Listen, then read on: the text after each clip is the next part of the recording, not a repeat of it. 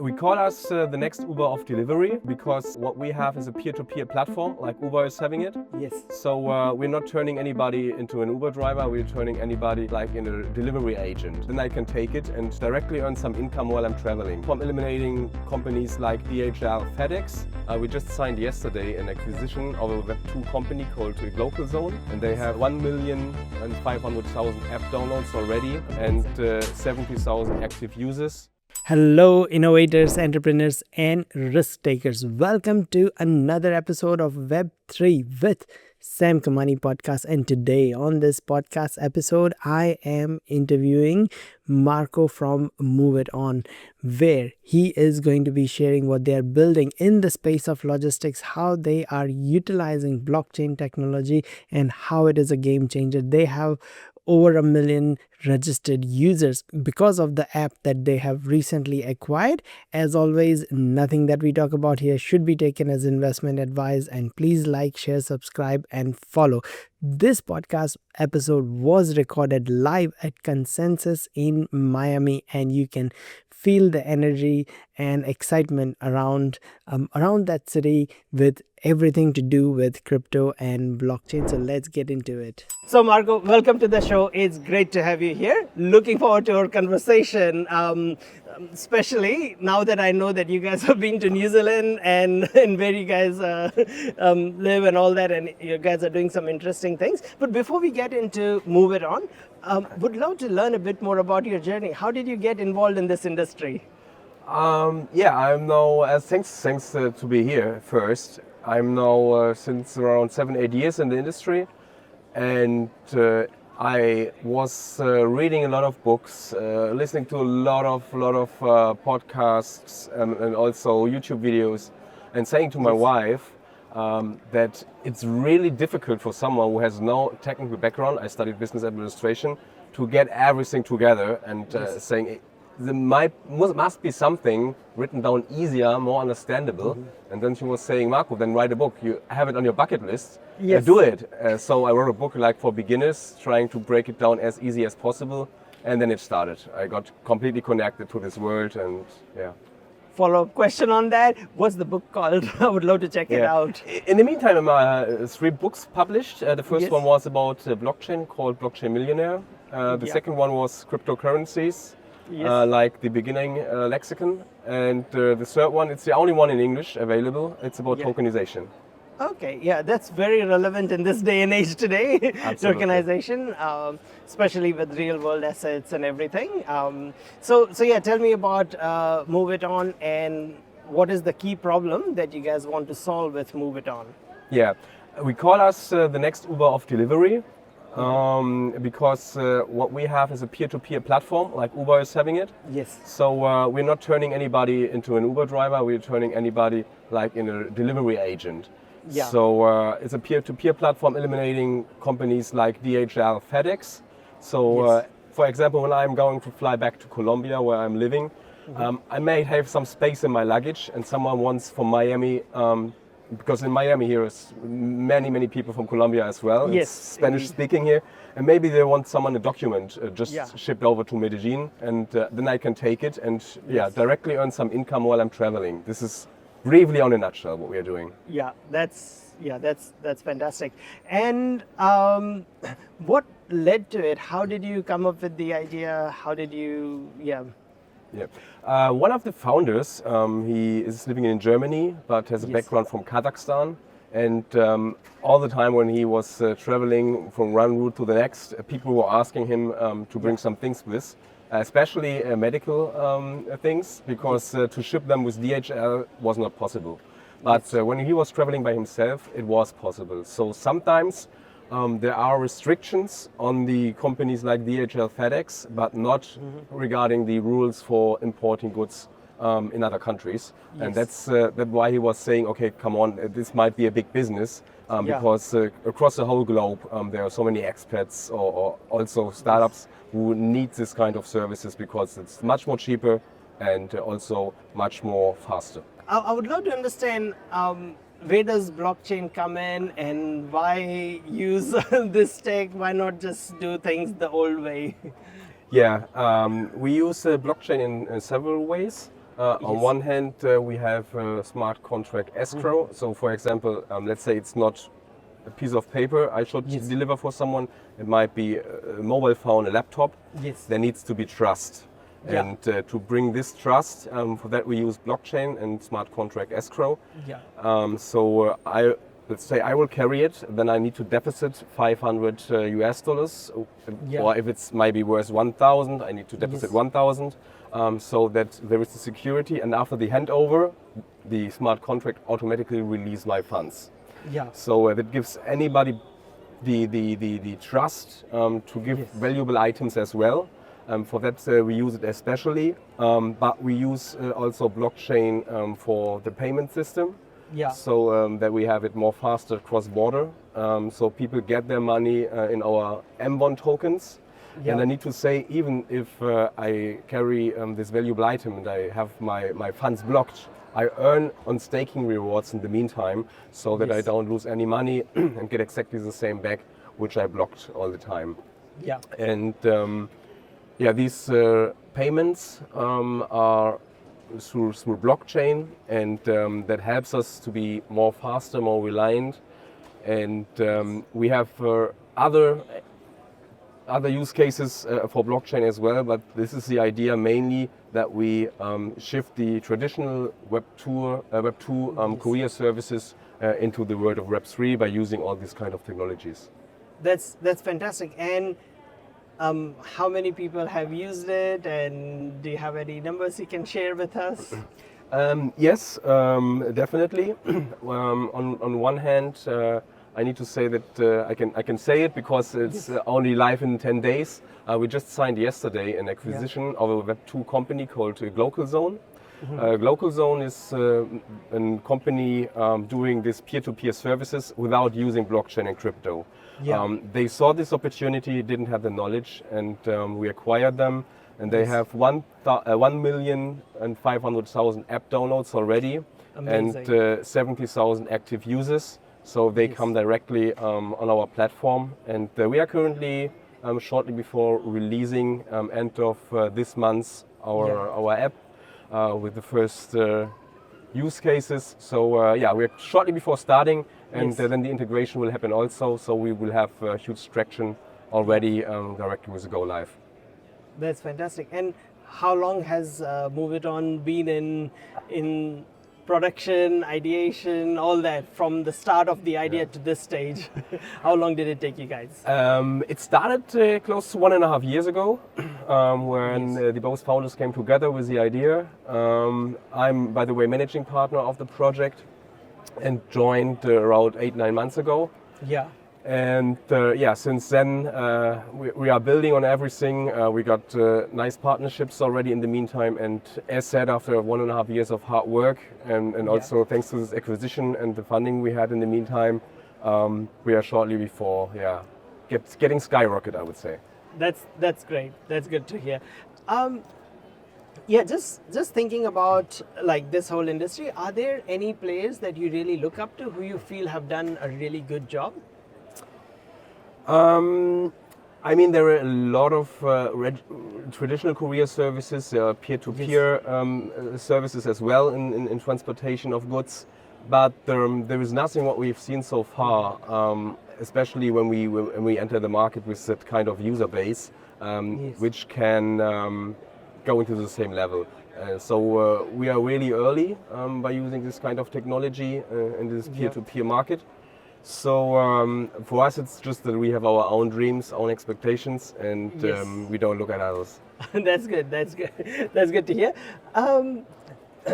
As you continue to grow it and scale it, what do you think would be the biggest challenge that you guys will face? It's definitely a regulation.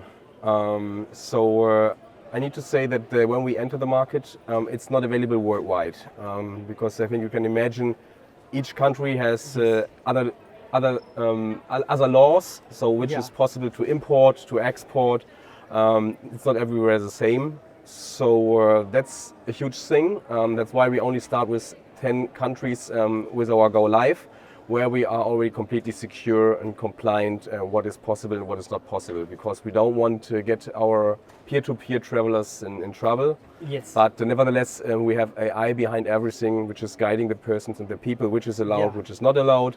But I think these are the hurdles for sure when we want to adopt more and more countries, that we need completely secure, speak to the authorities, and then afterwards to go live. And this is a lot of work. Because it's like the biosecurity rules, like when you went to Australia, New Zealand, it's completely different to what you're allowed to bring into like in Europe or somewhere else. And every country has their own rules, regulations, what you can bring, what you cannot bring, all that stuff. So yeah, how do you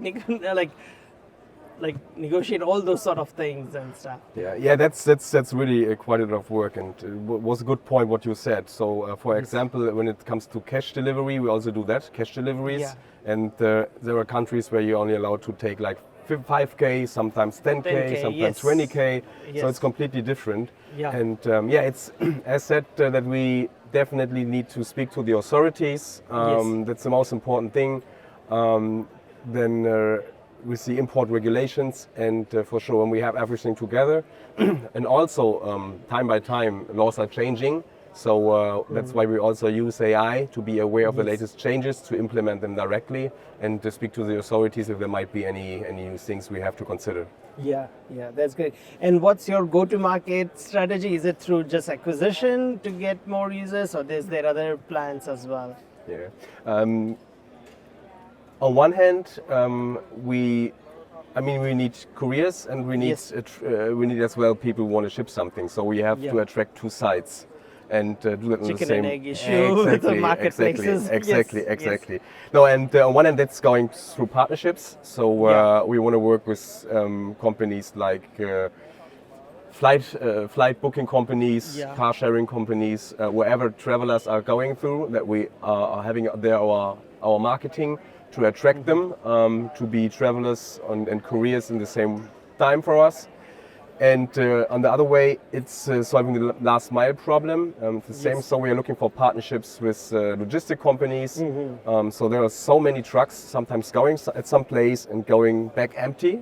So we can use this free space so that both parties have benefits out of that. So that's how we want to cover exactly this problem. So,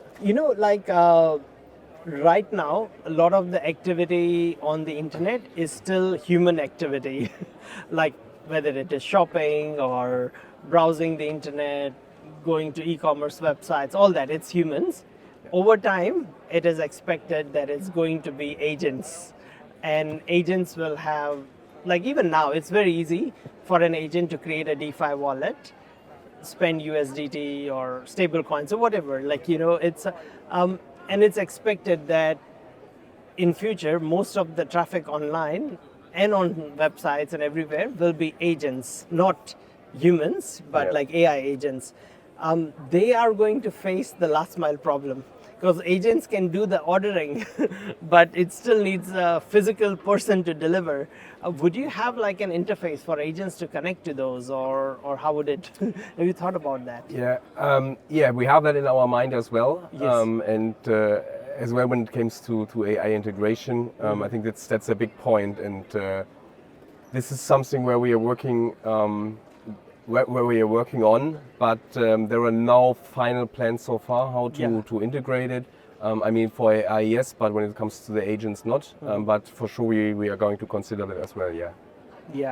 That's very interesting, because I don't see agents being able to do the last mile. So AI agents will always stop at the last mile thing, and that's where I think you guys can easily integrate into some of those AI agent platforms and provide that facility. What we also have is kind of a deep-in infrastructure, also for B2B services. So that also, let's say regular B2B companies can use our services and solve their problems they have by carrying some goods as well. Apart from logistics and stuff, which areas do you think in this whole like blockchain crypto space you see a lot of promise in? This is kind of a market trend question. It is. And I mean, in the last few years, we saw so many AI companies coming up. Yes. And I think now it's more for all kind of several companies in different spaces to adopt not only blockchain, but blockchain and AI.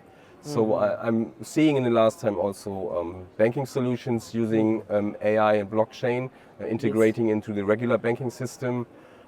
We do it by ourselves in logistics. I see it as well in the medicine world. I'm using blockchain for transparent things. So let's say something will happen to me right now. Nobody knows what is my physical health or whatever, but if it's stored on blockchain, any hospital can see it. And I also see AI operating persons in the future.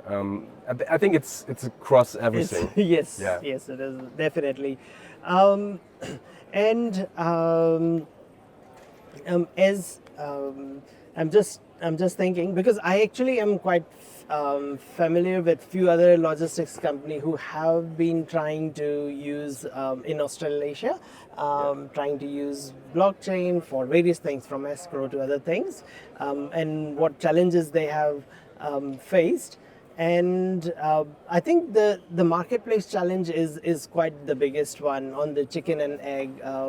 Have you come across any other examples of how that chicken and egg problem was solved? Could be in another industry, or how to solve that, because that is a problem that I've seen so many founders fail at, like the build, because I've been going to hackathons, being like as a judge or mentor and stuff, and most marketplaces fail to tackle that. I think the most important is not to rely on themselves only. So that's why I said also we need these partnerships because we know, especially at the beginning, because if someone is going through the platform once and it's not working, he will not come back. So that's why we need to have partnerships in place to solve that problem on one hand. This is definitely really important, but also I would say it's one. This is one thing with these partnerships, but also the acquisition maybe of new users, like we did it with Global Zone, which I just announced. That helps us to give us a huge user base on the other hand as well. So I mean, for startups, they need this financial funding and to acquire. But if this money is there, wherever might be the industry, I would recommend this as well. Yeah, definitely. That brings me to that question around, like, so what stage are you guys at? Are you guys pre-seed, seed, series A, B, C? Where are you at currently? We are currently in raising our last funds that we need. So we had have a token, our M1 token, which we had in private sale in the pre-sale.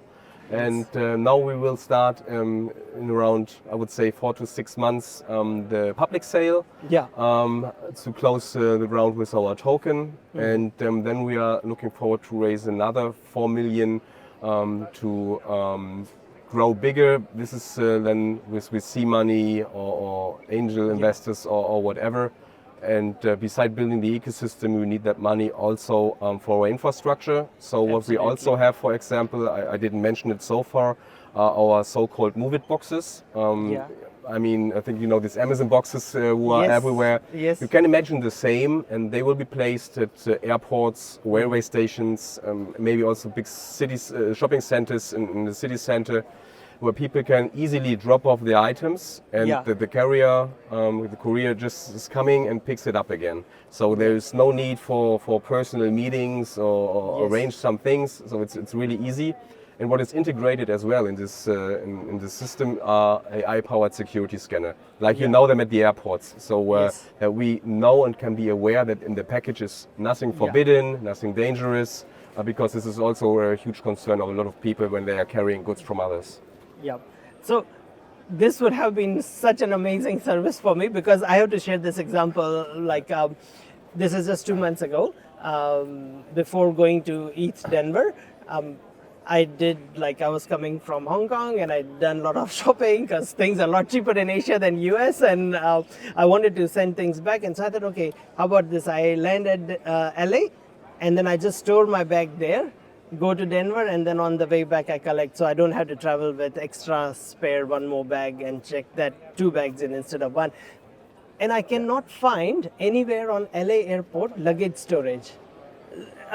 I could not believe. I thought like, is how is it possible? But no, they have no luggage storage facility at LAX. You have to go outside of the airport into city or nearby, like 10 miles away, 5 miles away, in a secure storage facility. But how is it possible? And if this would have been possible to find a box like this and put it there, and then it gets delivered directly, it would have been amazing. It would have been a game changer. Absolutely. So I had to go and physically, before I left Hong Kong, I had to go to a post shop and then courier it and all that, and which was very inconvenient. And expensive, I expect. Very expensive as well. But I didn't want to carry extra bags and stuff. And then local flights charge extra for extra bags as well, and like multiple flights. So it's like, so either way. But this would have been a godsend. And I searched everywhere on Google. I asked AI, and nothing. Yeah. So it's a general problem. We are hearing that worldwide. So, for example, Yes. I faced the same problem last year. It was around August because as I'm living in Colombia, and Yes. I have an older daughter in Germany, and Yeah. she changed the school, and they needed to sign something, and I signed it, sent it by email, and it was saying, no, we need that in original signature. And I was, what the hell? So notary, did you need notaries? Germany, I've dealt with people in crazy. Austria and Germany.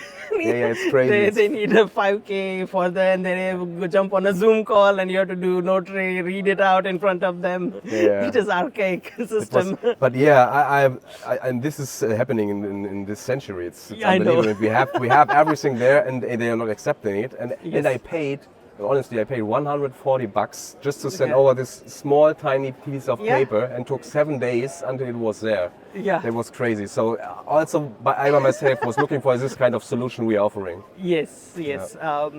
Imagine sending now 20 kg bag, not a not a smaller. It is It's even like $700. Absolutely. It is crazy. What's next? What's your vision? What does Move It On look like in 2 to 3 years? Yeah. Our aim is to scale as fast as possible, so Yes. that we have until end of 2030 100 plus countries already covered. Yeah. That's the idea, and to scale the user base. Normally, the idea was to have a user base above 1 million. I mean, now we Yes. have 1 million or 1.5 million app downloads already through the acquisition. But to leave that out, we want to double it definitely.